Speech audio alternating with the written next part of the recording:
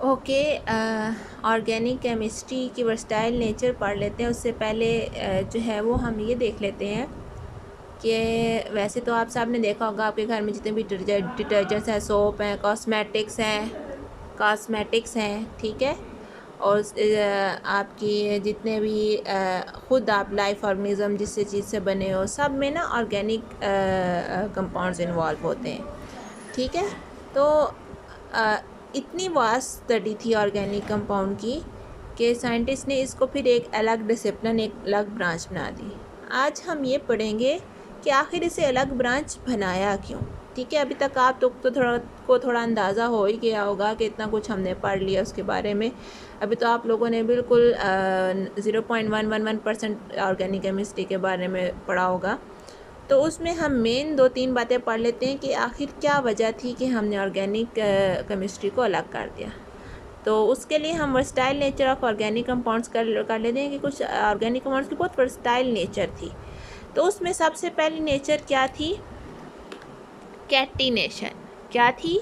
Catenation long क्या है? Is a long chain between the same atoms. Long chain between the same atom means आपको पता है organic compound में क्या इन्वॉल्व होता है? कार्बन मेन इन्वॉल्व होता है। तो कहते हैं कि इसमें क्या था कि कार्बन अपने साथ बॉन्डिंग करते थे और लॉन्ग चेन्स बनाते थे, ठीक है। यानी अपने साथ बॉन्डिंग करके बहुत मिलियंस ऑफ कंपाउंड्स की लॉन्ग चेन बनाते थे। तो इससे हम ये जो लॉन्ग चेन्स बनती हैं, कार्बन जब अपने साथ बॉन्डिंग करता है तो ये क्या कहलाता है? इस प्रोसेस को हम क्या बोलते हैं? कैटिनेशन। तो ये नॉर्मल इनऑर्गेनिक कंपाउंड्स में नहीं देखा गया था, ये सिर्फ ऑर्गेनिक कंपाउंड्स में देखा गया था कैटिनेशन। तो इसलिए इनको क्या कर दिया गया? अलग कर दिया गया ऑर्गेनिक कंपाउंड्स को इनऑर्गेनिक से। तो ये थी आपकी फर्स्ट वर्सटाइल नेचर जो है आपकी कैटिनेशन। दूसरी मोस्ट इम्पॉर्टेंट है आपकी आइसोमरिज्म। क्या है? आइसोमरिज्म। अब आइसोमरिज्म है क्या चीज़?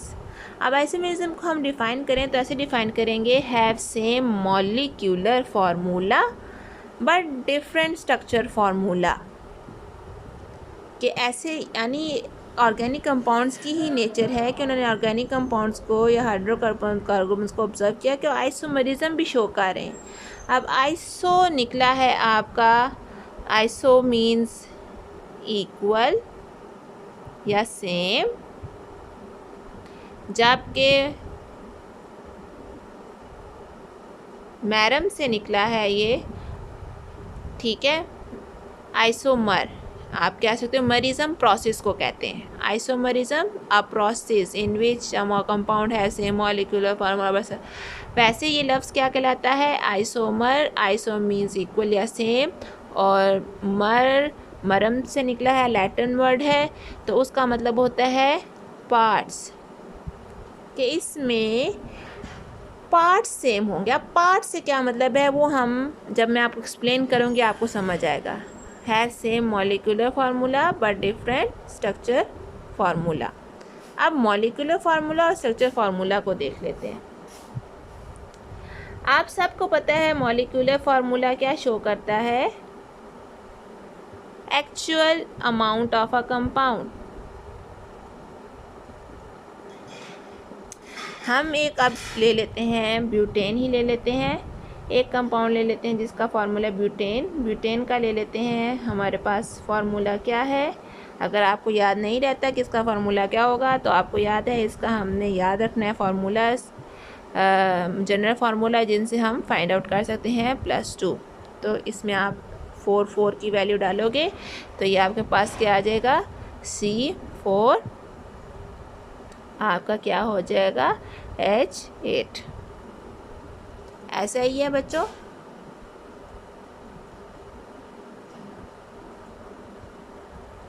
एट आएगा, 10 आएगा जी। 8 नहीं आना, 10 आना है, क्योंकि अक्सर बच्चे क्या, ये मैंने खुद इसलिए लिखा है क्योंकि अक्सर बच्चे 8 लिख देते हैं तो सही तरह से कैलकुलेशन नहीं करते। तो वो करते क्या है? मल्टीप्लाई नहीं करते, क्या कर देते हैं? इधर प्लस कर देते हैं। तो आपने प्लस नहीं करना इधर 2n को, ये मल्टीप्लिकेशन का साइन है, ठीक है। जब आप इधर करोगे 2 और ये आपका क्या हो जाएगा 4। तो ये आपका क्या हो जाएगा, आपने ये नहीं करना 2 4 6 और +8 नहीं, क्योंकि कुछ बच्चे, मैं बार बार बता रही हूँ, इस इधर भूल जाते हैं कि मल्टीप्लाई करना है, इधर आप मल्टीप्लाई करने के बजाय एडिशन कर देते हैं, एडिशन नहीं करनी। तो अब ये जो है, ये जो मैंने लिखा है, ये है मॉलिक्यूलर फार्मूला जो हमें बता रहा है कि ब्यूटेन में हमेशा क्या होंगे, 4 कार्बन होंगे और 10 हाइड्रोजन होंगे, ठीक है। लेकिन अब उसने बात की है कि they have same molecular formula but different structural formula. Structure formula हम आगे डिस्कस कर चुके हैं कि अगर मैं ब्यूटेन को खोल के लिखूं, फॉर एग्जांपल मैं लिखती हूँ ऐसे करके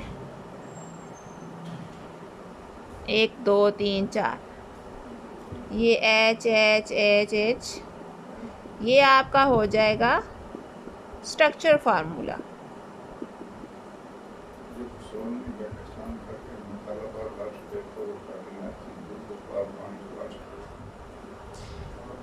तो ये था स्ट्रक्चर फार्मूला।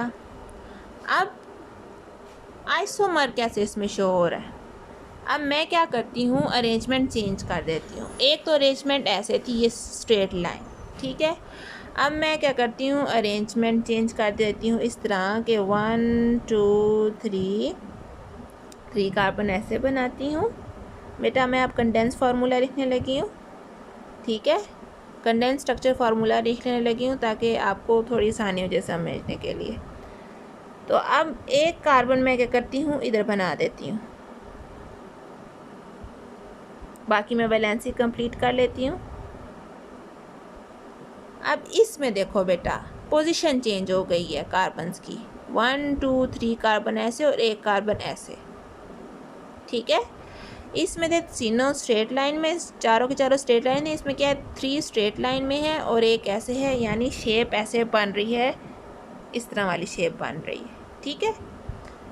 तो ये आपका ब्यूटेन का आइसोमर है। अब कैसे आइसोमर है, आप देखो टोटल कार्बन कितने हैं इसमें, 1 2 3 4 है, और टोटल हाइड्रोजन देखो कितने हैं, 1 2 3 4 5 6 7 8 9 10।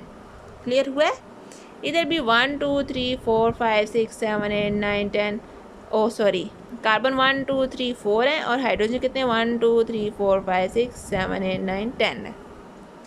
तो ऐसे कंपाउंड्स, अब देखो इसका भी टोटल मॉलिक्यूलर फार्मूला क्या निकल रहा था, C4H10, इसका भी मॉलिक्यूलर फार्मूला C4H10 है, बट इनके स्ट्रक्चरल जो है फार्मूला चेंज है। स्ट्रक्चरल फार्मूला मतलब कार्बन के अंदर की जो पोजीशंस हैं वो चेंज है, ठीक है। तो ऐसे कंपाउंड्स को हम क्या बोलते हैं, आइसोमर्स। क्लियर हो गए। तो ब्यूटेन के 2 ही आइसोमर्स होते हैं, 3 हो सकते हैं, गैस करें। अगर 3 बनाएं तो कैसे बनाएंगे, फॉर एग्ज़ाम्पल अगर आप कहो कि 1 2 3 इधर बना लेते हैं और एक कंपाउंड इधर बना देते हैं, वो पॉसिबल नहीं होगा। क्यों नहीं होगा, फॉर एग्ज़ाम्पल मैं ऐसे कह रही हूँ कि आप इस कार्बन को हटा दो,